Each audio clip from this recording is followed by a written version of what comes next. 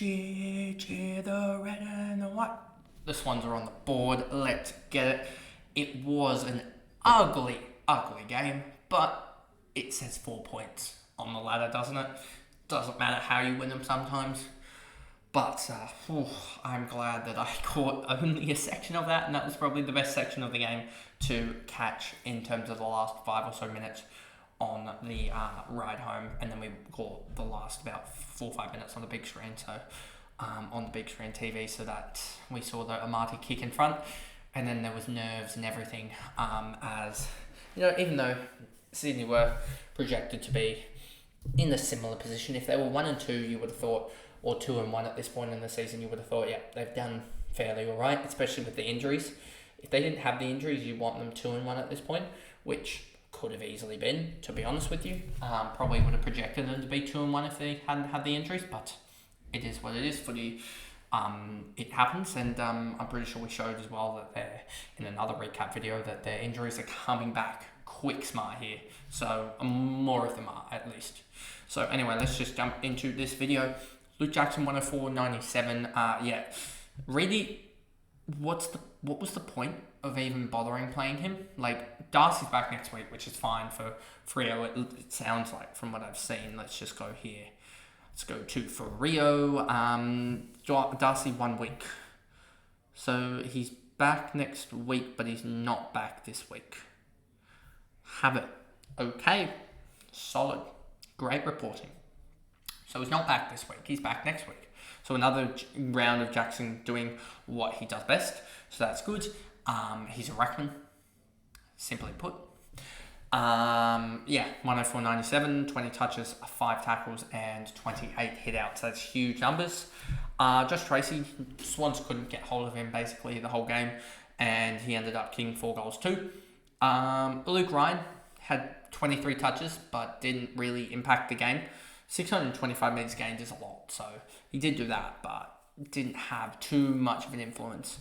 Jago O'Meara, 32 touches, not 22, 32 touches and 5 clearances for a 32-year-old winger, if you will. Yeah, he was outstanding and deservedly in the coaches' votes. I'm pretty sure Tracy had 9 votes and Jago O'Meara had 5 or 4, somewhere around there. I think James Jordan just pipped him, I want to say, in terms of the voting, or someone else, or Chabwinner was on 6, and O'Meara 5, and Papley and I think James Jordan were on 3 each from memory. But yeah. Jordan Clark, 83, 122. It's an interesting thing with Clark. 24 touches, 12 contested. Can you get 12 contested possessions when you usually see halfbacks around that 30% for contested possessions? If you go off that metric, then he shouldn't be able to. He should be more at the 8 marker, which that probably takes a good 10 points of his Supercoach off. And also the 75% ball use. I just wonder if that is going to hold or whatnot. So I'm definitely a little bit concerned about Jordan Clark's fancy just Supercoach split is what I put it as, or phrase it as. If he's not getting the fancy points, he's not giving him enough quantity of possessions to be able to, if in case of the quality of possessions going down, the scoring is just going to jump down dramatically. It's not much more he can really do unless he starts getting more of the ball. So that's the real concern with Jordan Clark at the moment. Caleb Throng, he got to a 99 in Supercoach off a tag game. So I don't know why I started him, but it's fine. At the end of the day, it is what it is. That's something I need to learn eventually, is that the taggers are there. Wagner O'Driscoll, 79.95. The role capitulated in 1 game, so just be happy that he scored the 95. 25 touches as well is huge. So yeah, his role's probably going to get worse and his scoring's probably going to dip, but he's done enough to get the cash generation flowing early. Brayshaw, again, like I was saying with the likes of Clark, this 100% ball use, that's not going to hold. That is not going to hold, so expect his scoring to go down. I would expect in Supercoach. Johnson, Voss, Sharp, Cox, Erasmus, Reed, 50-75, so he's actually done really well and probably outdone the likes of Finn O'Sullivan, who we all probably held for another week over those who potentially had Murphy Reed. Erasmus just not showing his midfield quality, I would say. Bolton, don't think he had any CBAs, but he'll start to work into the CBAs if he didn't, or he had 46 or something. You've also got Fife that I think is either playing another waffle game or going to come in as well, and he's going to take CBAs. If we look at, not this heat map, I will move it to the CBAs and just show you the Fremantle CBAs because it's a mess and some, basically. Let's go here. You'll see Erasmus 18, Johnson 18, so Johnson lost his role. Shea Bolton came back 41%. O'Driscoll lost his role because O'Meara gained a role and Brayshaw lost it somehow. So just a lot of chaos. Yeah. What's going to happen next week? You've got Young back soon, if I remember correctly. Young 1 week as well, so he's coming back soon. You've got Fife coming back soon. You've got Darcy coming back soon. There's a lot of chaos here. So one thing I would be certain is probably Voss is going to get dropped soon because he had a stinker. But also I think Erasmus gets dropped for Young, and I also think that Five comes in probably for, I don't actually know, probably one of the forwards to be honest, and they just shift some other guys forward more often, etc. But yeah, that's it for Fremantle. Then we get to Sydney. Chad Warner, absolutely huge, and it looks more than likely that he's going to stay for 2 years. I don't know exactly what that means that he falls under contract status, but I'm glad to have him there for 2 more years. The midfield needs it for the Swans until Matt King can come through and develop. Jake Lloyd, 99-84 split. He was pretty good as well. Matty Roberts had an absolutely huge tackle at the end, which got him about 20 Supercoach points and got him to 115, and suddenly he looks absolutely amazing. So glad that I started him. Nick Blakey, 86-86. There was kind of a lot of hate for Grundy because of Laddams and what Laddams did in the last quarter. But if you actually look at the underlying numbers and the stats-wise, Grundy had 11 hit-outs to advantage from 38 contests. Peter Laddams, 2 from 30. Just sort of shows the dominance there that Brodie Grundy had. And he just used all of his tank in the game.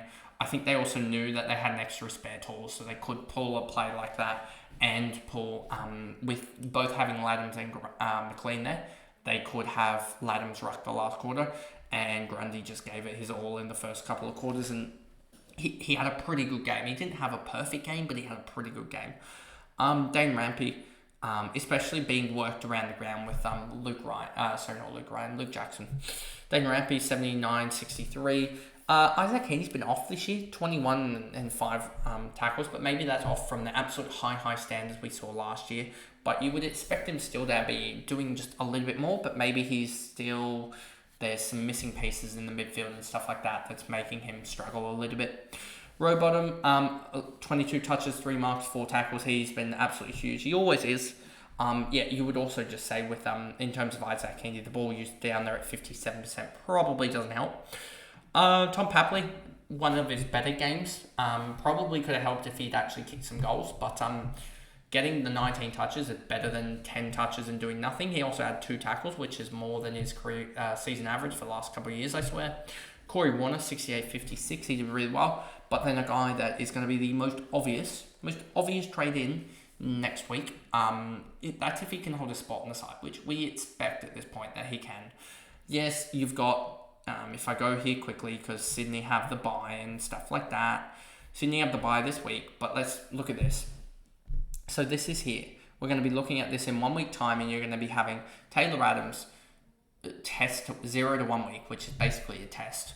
You're going to have Ria Candrew TBC. You're going to have Cunningham test. You're going to have Detoli TBC. He might even at that point be 5 or 6 weeks away, or just starting to go through. They'll comment on it being the VFL or something like that. Then you're going to have Robbie Fox 1 to 2. You're going to have Errol Gordon TBC. Well, at that point, you're probably going to have Errol Gordon in the 8 to 10 week range. I think they're going to have a timeline for him at that point, or close to it. Set to see the surgeon in the next fortnight where his timeline will become clearer. Brodie Grundy will enjoy a week off, which is much needed for him. He's been slowly working into it. He looks like he's getting back to full fitness as well, Brodie Grundy. Logan McDonald will be in, you'd expect, or a test to play, or at least come back through the VFL. McInerney, suspended still. Lewis Melican will be a test. Callum Mills will be a test, and Paddy Snell will come back through the VFL. And also you had Caden Cleary go nuts in the VFL. 37 touches and 6 clearances or something dumb like that, as that was his first game since the official game, I should say, official game, as I think he's played some VFL practice matches that weren't actually official or whatever. But it is all what it is there. Don't quote me on that. But he should be in and align with that. So I wouldn't be grabbing Bice this week. I wouldn't be grabbing Bice this week because, as I just mentioned, you've got Caden Cleary, and I know we're talking about different roles, but Callum Mills can play down back. Harry Cunningham can play down back, etc. So you're starting to see, and Ollie Florent, who's a winger, can play down back. You'll start to see what I mentioned. And Corey Warner can play on the wing if he is selected. Braden Campbell can play on the wing if selected, etc.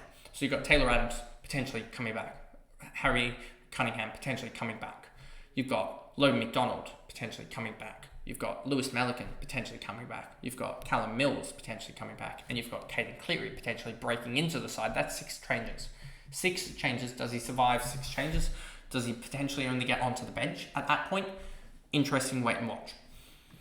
But he surely has to play is the big question. You'd expect him to play. And then basically the rest for this one actually doesn't matter.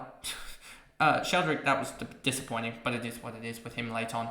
He could have had the match sealer there with that short inside 50, or was it to bring it back to like 6 points at that point? I don't remember exactly what it was, but that was a bad miss from Sheldrick there. But anyway, it is what it is. If you guys did enjoy that video, remember to like and subscribe, turn the notification bell on so you know when I upload. If you are listening on Spotify, give me a follow and a rating over there. And I'll see you guys tomorrow for all of the big videos as we jump into round 3 in the AFL season. Bye, guys.